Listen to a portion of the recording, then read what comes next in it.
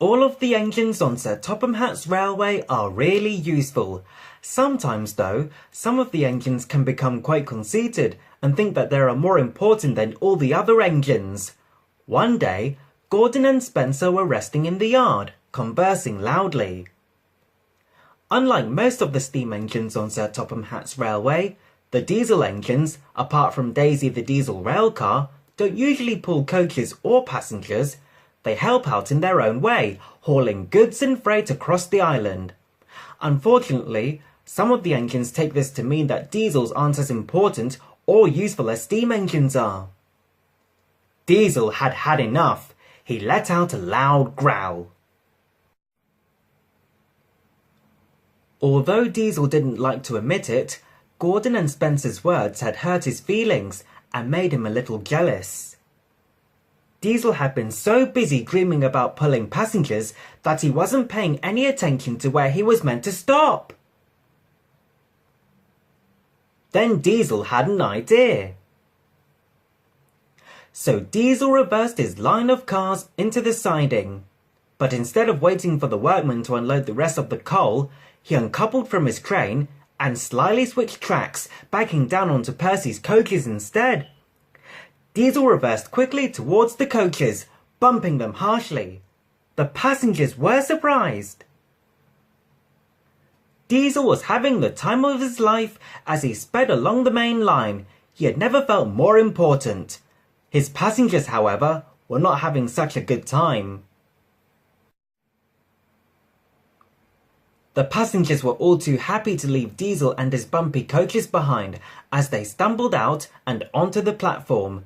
Diesel, not realizing that he had to wait for the new passengers to get on and the guard to blow his whistle, started off before the coach doors were even closed. But Diesel was off, convinced he knew what he was doing. Meanwhile, Sir Topham Hatt was inspecting the chaos that Diesel had left behind at Kelsthorpe Station.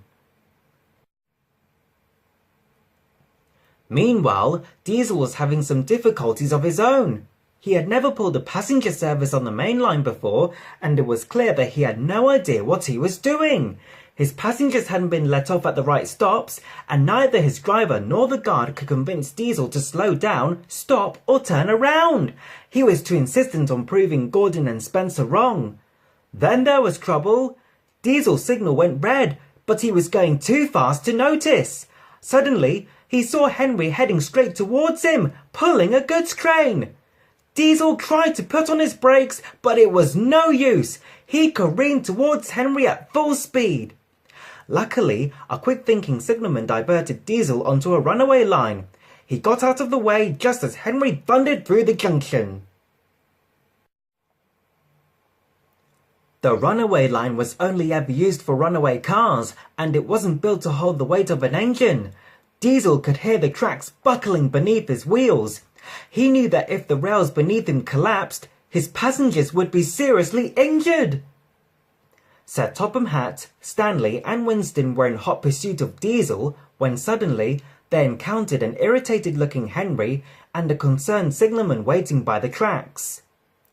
Later that day, Diesel was craned out of the ditch. Stanley had returned with Rocky and then delivered the passengers, trying his best to fix all of Diesel's mistakes. Sir Topham Hatt spoke sternly to Diesel.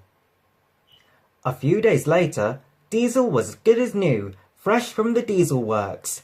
He was busy shunting cars in the yard when Gordon and Spencer puffed up, looking rather sheepish.